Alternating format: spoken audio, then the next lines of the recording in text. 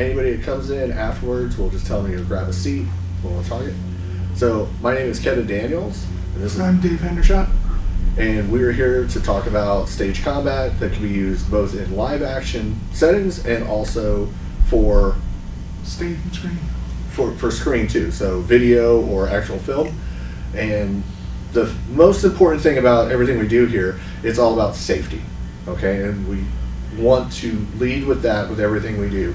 So if we're doing a technique, we always talk about it first. Like Dave and I have been working together as choreographers and fight directors and directors of shows for many years, since the 80s, which will give you a kind of an idea how old we are. And the most important thing is communication and safety.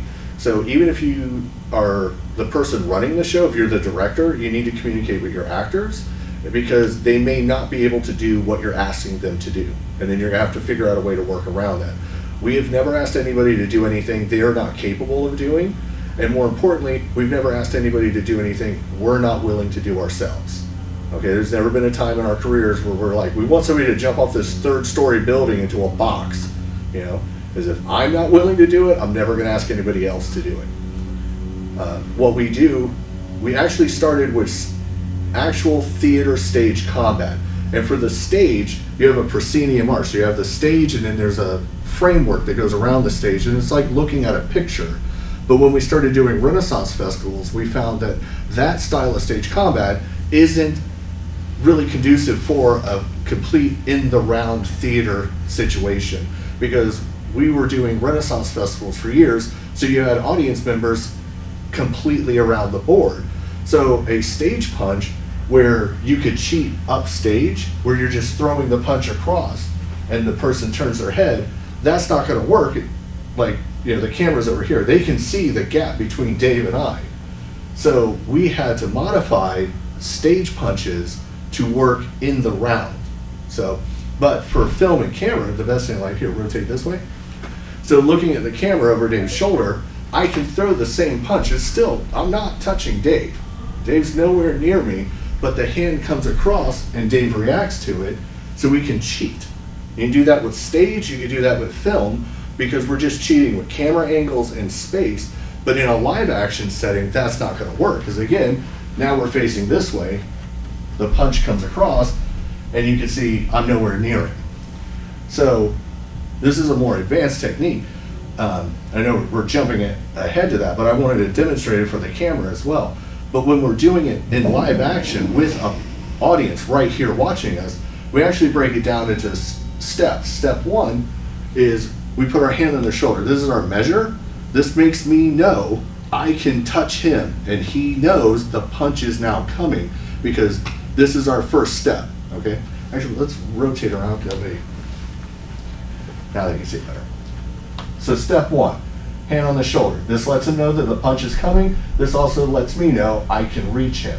Step 2 is I'm going to take a step forward and diagonal into Dave, and Dave's head's going to turn and look down this part of my arm. Okay, so what it looks like when you do 1, contact, 2, step forward. Now what this is doing is giving me an opportunity to keep my measure. Dave's looking down here. I'm actually looking past his ear. This is my target, is to go past his ear and extend out. Now, at the same time, when this hand comes off, it's actually gonna make contact with my chest to create the sound that the punch. We're all trained from watching television and movies. When you punch somebody, there's a big sound. That's always put in post-production later. But here, if the audience doesn't hear it, they don't know it's time to react. So again, step 1, walk up, 1, 2, and 3, I refer to it as a push-pull situation. I'm gonna push my fist forward, pull my hand back, contact with my chest when my hand reaches his chin, and then I keep going a little bit. And the most important part is Dave is turning to sell the hit.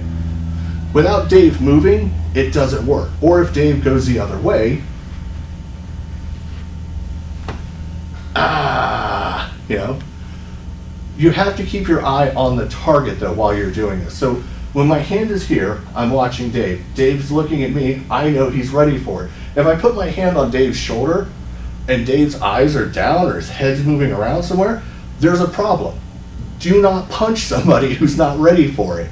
So even at this point, if there was something wrong with Dave, even in character, I could grab him, and if he's out of it, like if something's wrong, then if it's live performance, you got to roll with that and work with it. If we're filming it, we can always cut.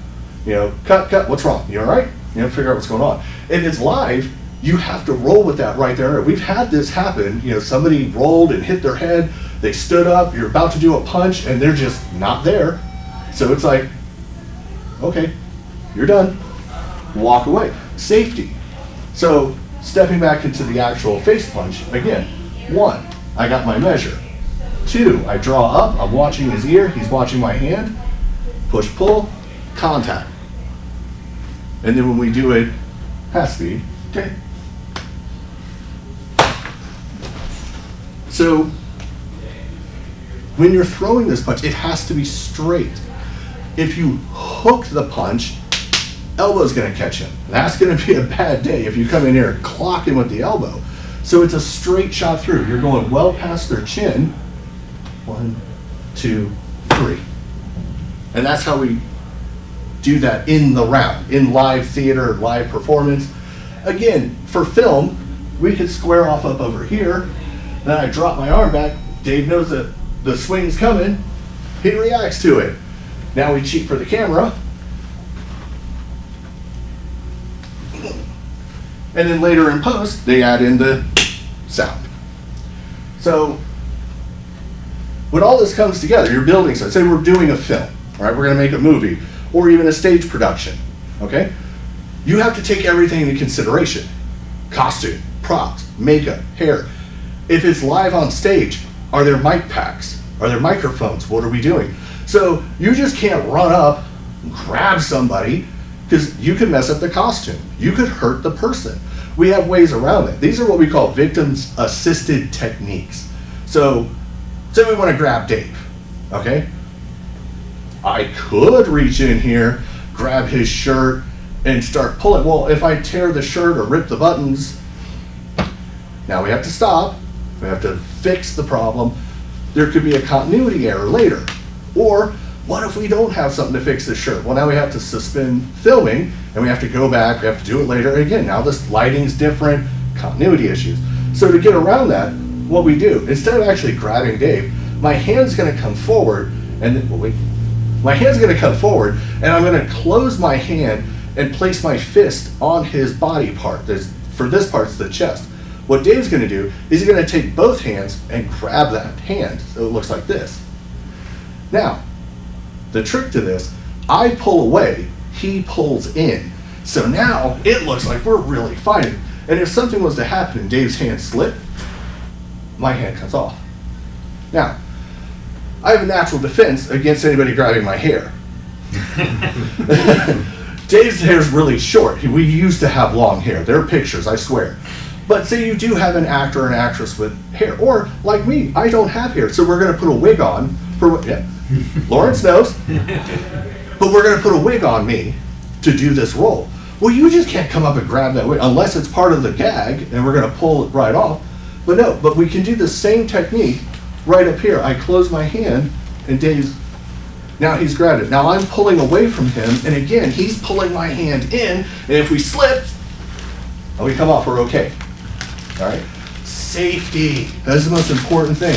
I can tell you right now, I have all 10 fingers, all 10 toes, and other bits you can't see. I've not lost anything in all the years of fighting. Same for Dave. We've lost some dignity, but we've never lost a body part. So, grabbing. You can grab the chest. You can grab the chin. Okay? The ear. And trust me, folks, don't grab somebody's ear. It only takes about 8 pounds per square inch of pressure to rip off a human ear. Don't ask me how I know that. I just know. But this technique can be used in all manner of places. As a matter of fact, if you want a visual representation, season 2 of Andor, Star Wars. Banks is attacked by an Imperial officer. He grabs her by the hair, and she put both hands up there, and I look like the Leonardo DiCaprio meme pointing at the television going, oh, that's what we do! That's what we do! You know, it's the same thing. He grabbed her, she got both hands, he's able to pull her around. We were much younger. I would have Dave sit on the ground and I would grab him the same way, both hands under, and pull him along. Okay?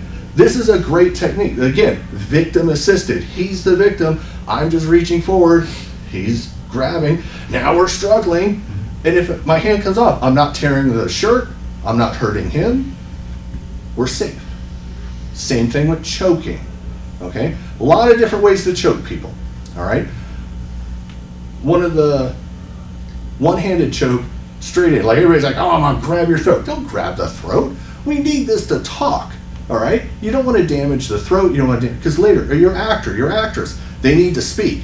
They need to say their lines. Well, they can't say it because somebody grabbed their throat. So what we're going to do, I love this new. So what we're going to do, we're going to take our hand like this, and we're going to place it right on the chest here. And now watch the magic. Dave's hands come up, and he tucks his chin. Same technique. I pull away, he pulls in, I got a hold of him. All right? Two-handed choke. Under the beard. Place. And tuck. Tucking the chin covers a lot of things. Also, if Dave fell backwards right now, so long as he keeps his chin tucked, his head's going to be safe. But both hands, again, turn a little bit more this way. They're just being placed right here on the chest. His hands come up and grab, and he tucks. So now it looks like I have his throat, and then I'm pulling away, he's pulling in, and then we're done. Now, we want to be tactical, right? We want to sneak up on somebody and choke them. So, what we're going to do, it kind of goes back to that face punch, okay? Hand on the shoulder. He knows it's about to happen. That's one. Two, my arm comes down here in front. Rotate just a little bit. It comes down here in front. Again, nowhere near the throat. He's safe. Dave's going to grab my forearm with both hands and then tuck his chin. Now at that same time, I'm going to reach around here with this arm. Lift your chin. Talk. Talk, talk, talk, talk, talk. He's fine. All right, head down, choke. And that's all I'm doing. This is nothing. This just looks like I'm doing something. Now, we're sitting here talk. How have you been? Pretty good, pretty good. How's the drive? Long drive? Long drive. Hour and a half? Way too long. I hear you. Okay, you're dead. And then, and you see a lot in action films. You see somebody come up and they grab the head and they're gonna crank the neck. I don't. They do. This is the victim doing all the work. I just get up here and then they turn their head real fast. And then we're done. So again, safety. We need the actors for later. If they get injured or hurt, God help us, they die. So victim-assisted techniques are great for this. Same thing with, okay, now we want to fight, okay? But we're not just doing a face punch. Dave's going to do a roundhouse punch. And we're going to continue the fight. So the roundhouse punch comes around here. What do I do? Well, I can block it. But you want to block where you get the forearm and the bicep. Because if I block here at the elbow and the bicep, he's still going to hit me. Oh, roll around. So we're blocking here. Forearm, bicep. Here, it will keep going. So when we set up for this, our hands are up, we're ready to go. And then again, like I said before, I'm going to drop back so he knows, oh look, Kevin's about to throw the roundhouse. And he stops it. Okay? From here, we can do a lot of other techniques. Again, victim assisted. Dave throws the punch, block. Now, I want to turn this into an arm bar. There's a couple ways we could do this. Now, the most important thing is I'm not squeezing him. I'm not gripping him and doing this. My hand is actually very loose, and I can step through and come back. Now I got his arm behind his back. The important thing about this stuff is that it rotates. I'm not going to do it heavy. If I wanted Dave to move, I roll this muscle here, okay? But we don't have to do that. All I have to do is get my hand here, and then we bend over.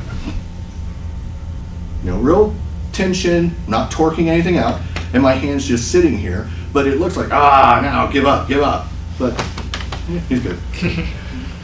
Same thing can be done with kicks. Somebody throws a kick, you could grab the leg. You want to hit a meaty part of the body, thighs, the sides. Don't go for the ribs. I think one of the funniest stories, a friend of mine auditioned for an independent video series that was going on. It had zombies in it. I'm like, that's cool. And she called me up and she's like, oh my God, you will not believe what's happening. They brought in a guy to be the stunt coordinator who's a martial artist. Oh, yeah, that's fine. Yeah, no. They want to do a groin kick.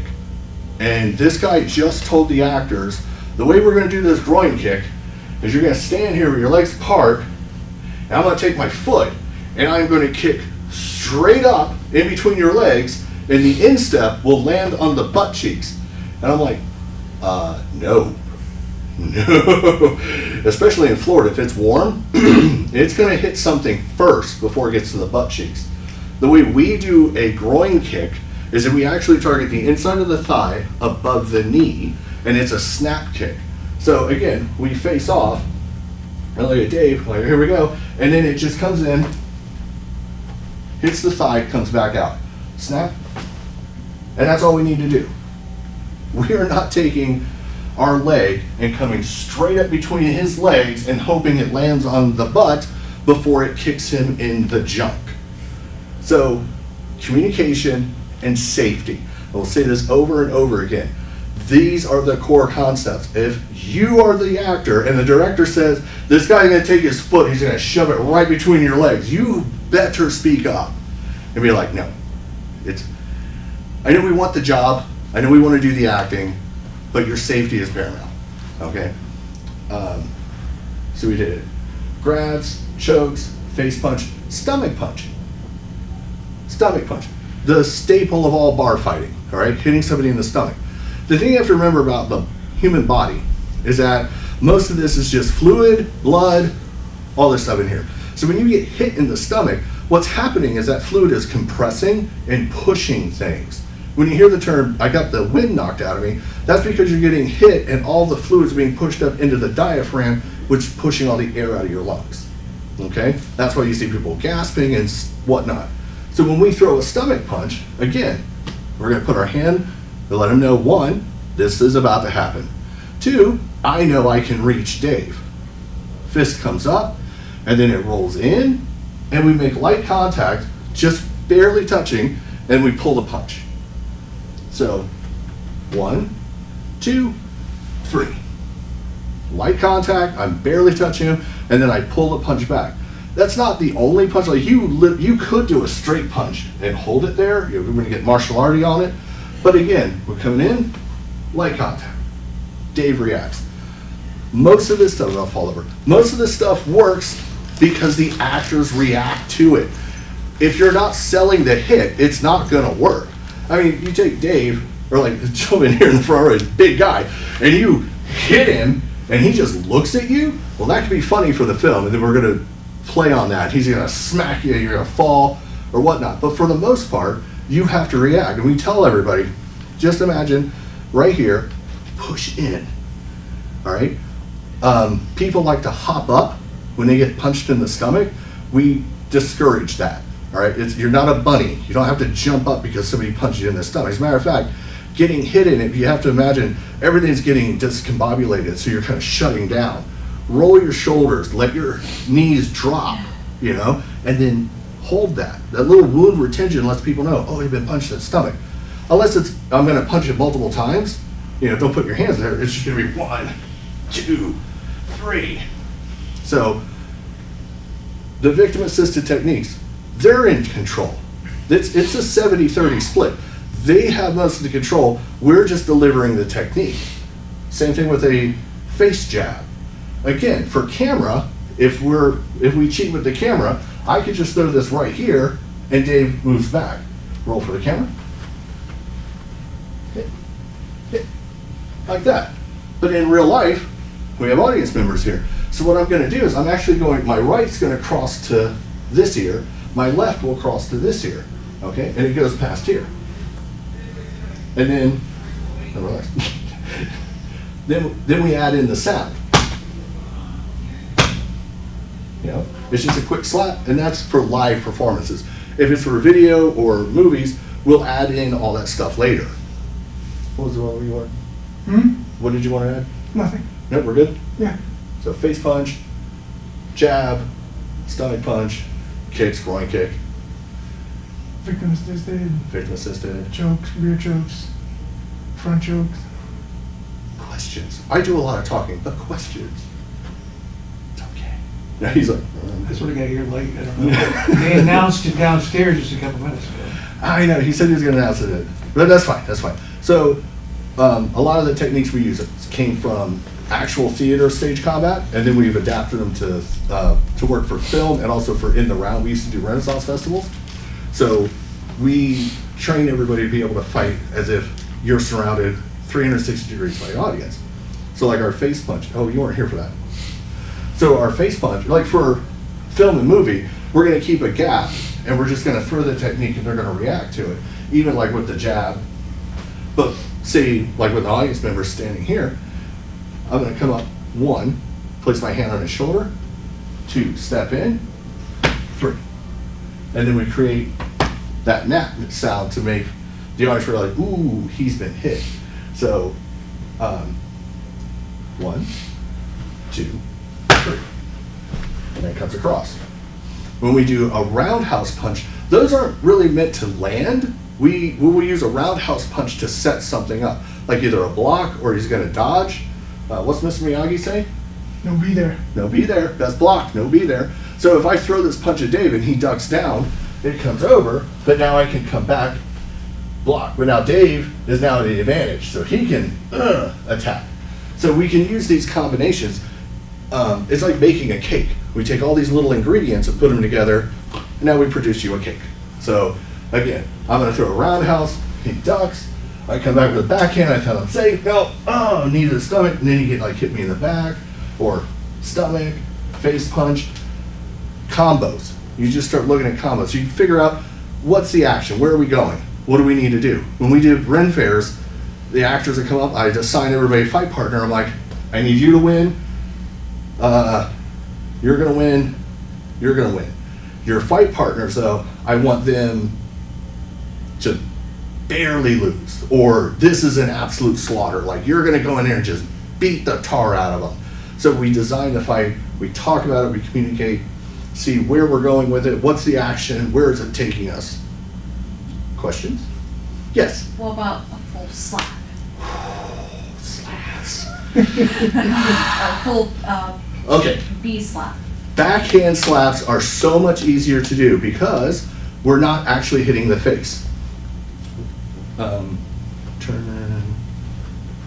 Well, no, turn the cover. Okay. So she could say too. So Okay. what I'm going to do is actually slap him here. So I pull back, wind up, but he reacts to it as if it's the face. And sometimes like they'll grab their own face. There are times where I can go to slap him and his hand will come up at the last second and he covers it that way. But I much rather prefer to slap it, hit the body, because it sounds better, it looks better, and I have been slapped by a fight partner before, and she about knocked me out with a slap, and I'm like, never again. If you are making contact with the face, try and keep it limited to the fingers, not here, and definitely not the palm of the hand. Here, Tammy, I'm talking to you. I'm not resentful. No lie, when she came across, she hit me with the heel of her hand right in the temple. It was not good. So if you come down, but you also want to angle it. Don't get it like relax. Don't get in here like, keep it light. You're just coming through. All right. That's why I do prefer the backhand. Backhand can also be used in the body as well. So like we were showing earlier, like Dave throws a shot, I block it, and then I come in here, I could strike to the body. And then I could come back, hit him in the back. Now I got him in an arm bar. Oh wait, we're gonna pull it up into here. Now we got a hold of him. So there's a lot of different combinations, but for a face slap, God, be careful. Fingertips only, in the face. But if you're backhanding somebody, that's the bread and butter. Right there. Gotta be on target though. Watch your target. Don't over here, because I don't know where he is. I don't know where I'm hitting. Okay. Same thing with face punches. Some people will get into that face punch mode, and they're like, 1, 2, hey, there's a camera. Look at that. Oh. So watch your target. Be safe. Questions in the back? No. I know this guy just showed up, and he's like, no. That's cool. But these are the techniques we put together. So when you start building a fight, if you're the director or the fight choreographer, then you know what you want, you know what you do. But if you're working with the director and you're the fight choreographer, you have to go to him and say, well, what do you want to see? Like, how do you want this to play out? You have to look at the script. You know, what does the script call for? Can we actually do it? What, you want to set him on fire? No. Can we work around that? You know, communication, safety. The two biggest things I'll talk about with stage combat. The techniques we could show you all day long, but if you're not comfortable with it, it's not going to work. If you go to you go to throw a punch to the actor, and they're like, it's not going to work. So talk to them, figure out what's going on, what's holding it up. You know, and if you don't know, there's a backstory there that they've never told anybody, and throwing a punch at their face is terrifying. Work with them, okay? And if you are the actor and you are scared of this technique, do not do it unless you talk to them. I know, we want the job, we want to do the work, but you need to be safe, because if you get hurt, you can't do the work. Questions? Yes. Did you learn all this like on the set, or how did you first learn how to accomplish all this? I started in theater when I was in middle school and high school, and I would go to theater conferences, and I was like, oh, stage combat, and I went and did that. I am a martial artist. I study karate and jiu-jitsu, but I know that is a different animal, and I get people will ask me sometimes, like, well, what are the best fighters? Like the martial artists? I'm like, no, dancers. Dancers have always been the best fighters because they have rhythm, they know timing, and they can learn choreography quickly. Martial artists, you have to kind of break them down a little bit, because it's like, oh, we're doing a Ren fair, and they're like, hey! Like, no, Renaissance, stop that. We're not doing that. You know, so, but just through, it started with theater. I blended in my martial arts, and then I did start doing medieval fairs and Renaissance festivals, and I started learning from those directors, and then I did study we refer to it now as HEMA, but I was doing it a long time ago, where I was learning how they actually fought with swords and daggers, and so we make it look as realistic as possible while still being as safe as possible. But as far as the camera angles and things like that, did you learn that through like just any type of reading about it, or studying it in some form, or just doing it and applying what you learned in films, and then that's how you come to teach us today? Yeah, a lot of that was because people wanted to do, hey, I want to have fighting in my video. So we would sit there and we would work it out on the camera. So that was more on the job training. We did a production I worked with. It was a movie called Dark Dimension. I can't remember the guy who directed it. God help me. And he's just like, I don't know I need 8 guys with swords and fighting. What can we do? So I showed up with 12, and we put together a whole bunch of stuff.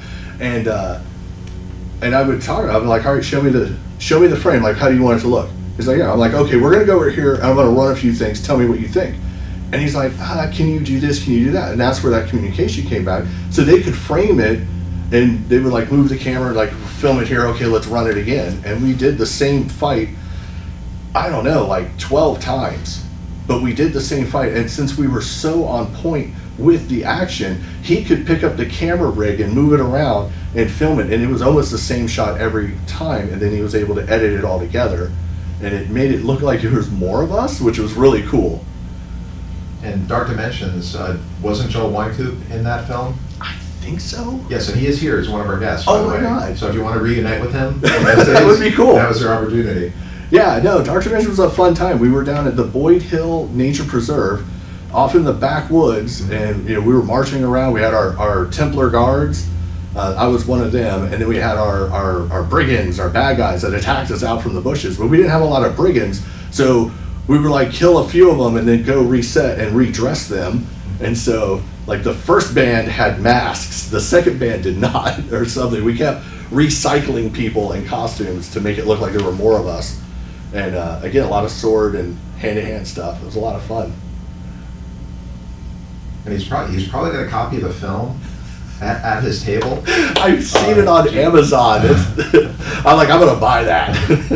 That's a legendary local production. Yeah, it's funny too. Like if you find the trailer, dude, you see me and the guys in there briefly in the trailer, which I think is great. I love doing this. I love all the action, like putting it together, building the fights. And even though we spent, like for a Renaissance festival, we will spend 3 to 4 months rehearsing, but it's every weekend.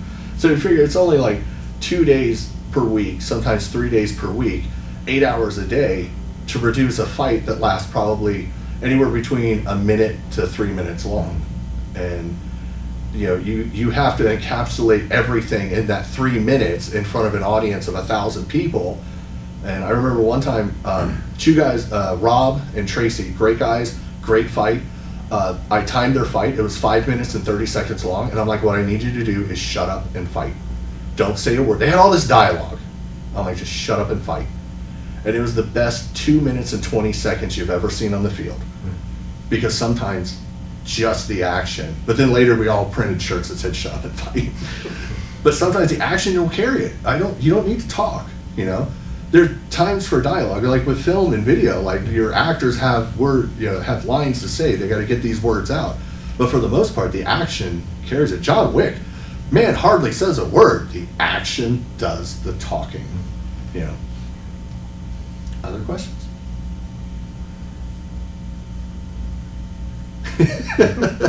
You can't say, I don't know if the film can see it, but this Joe, I keep looking at him. He's like, something good though? Yeah. You like it?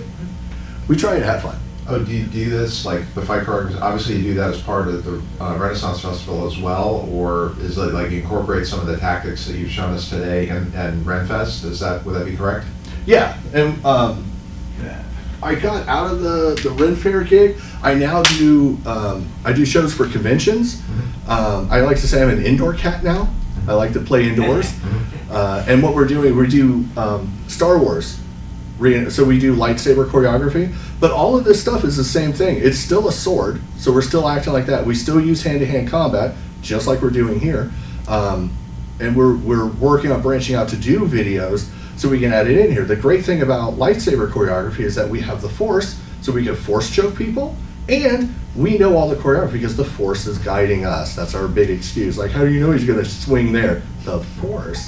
So we use the same techniques from the Renaissance festivals and from the video stuff we've done, and we've just now rolled it over into the Star Wars world where, again, we do shows. We also train people. We have panels where we teach lightsaber choreography. My wife teaches a class called Lightsaber Spinning for the Tragically Uncoordinated, which is fun. So you get to learn how to do all of the tricks and everything.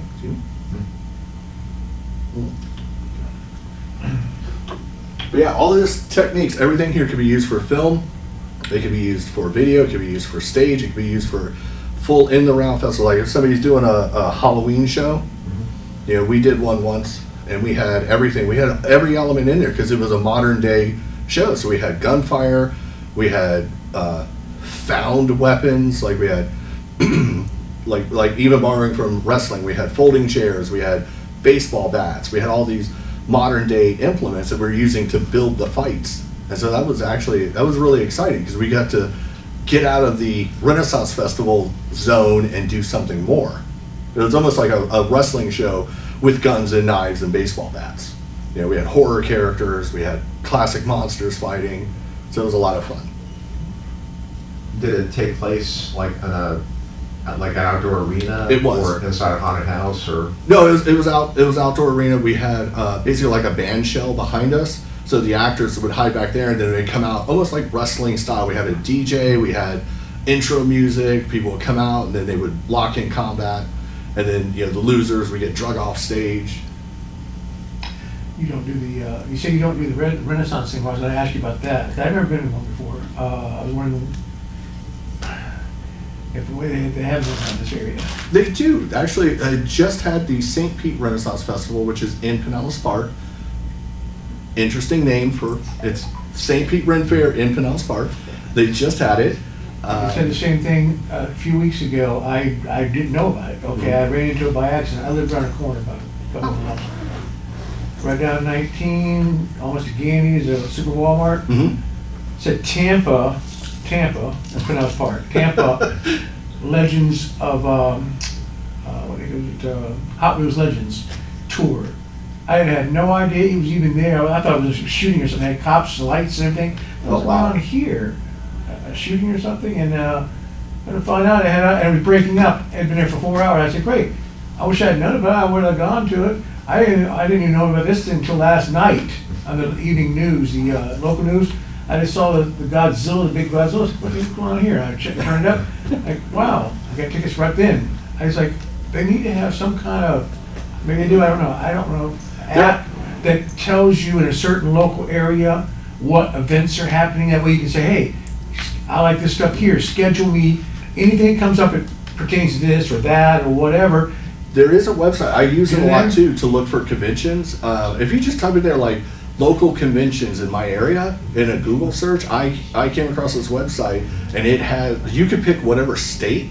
You can even pick different countries. But I click on Florida 2026 and then it lists every convention that's going on. I don't know if they have one for Ren Fairs, but you could also plug it into like Facebook and say, you know, Ren Fair, and then you'll just start seeing them. They'll start popping up all over the place. I just barely been hit a couple of. Last week I caught Britt Floyd at Woodpecker Hall. Mm. Luckily, I didn't know they were coming. All of a sudden, you're like, okay, boom, had to go. Yeah. It's just I just got lucky a couple things. So. Well, and I found this one on Facebook, and I was like, oh, they have panels? I'm like, oh, I'll contact them, see if we can come do a panel for them. And, you know, we chatted online and set it up. So, yeah, there's a lot. I mean, Florida has a lot. Like, you just need to just hit Google and just say, you know, conventions for Florida or Renaissance fairs for Florida, and they'll start popping up. Then your feed will be full of them. But any other questions for Stage Combat? No? Okay. Well, actually, and I know we're just a few of us in here, but we appreciate it. We hope everybody online appreciates it. Again, my name is Kevin Daniels. Dave Hendershot. If you want to find me, you can find me at my group. It's the Outer Rim Guilds. If you're interested in learning more about Star Wars costuming and stage combat, we do that. I also am with the Owl Bear Lair gaming group, and we do conventions where we discuss how to be a dungeon master, make characters, backstories. We have a good panel. We were talking about doing that panel here, but a couple of the people on the panel were actually off on their honeymoon, and I was like, fine, go do that. Alaska trip, whatever. But yeah, you can find us again, Owl Bear Lair, Florida, for gaming, Outer Rim Guilds for Star Wars and choreography. And if you're doing a production here locally and you want some help with it, you can contact me through the Outer Rim Guilds, and you know, we can see what we can work out. Where are you Right. based out of? Largo. Oh, we're not that far away from here. Yeah, no, we're local, and well, Dave's not. Dave's done with why Mama, but Dave, he made the drive up here That's not to too bad. help me out. So I really You look appreciate it. familiar though, I don't know. He gets that a lot. Everybody thinks he's the guy in the Godzilla I'm suit. looking at you, not Bob Dylan, but I don't know. You look familiar for some reason, I don't know. But again, thank you guys for having us here at Tampa Bay Screams. We hope to come back next year and not only do this, but maybe bring out the role-playing game panel where we can talk about Call of Cthulhu and other horror-based games, talk about how to set scenes and do all that. But you know, hope everybody enjoyed themselves. Everybody's safe. Everybody got over 10 fingers, 10 toes. Yay! Good. All right. Thank you all. All right, we're gonna move some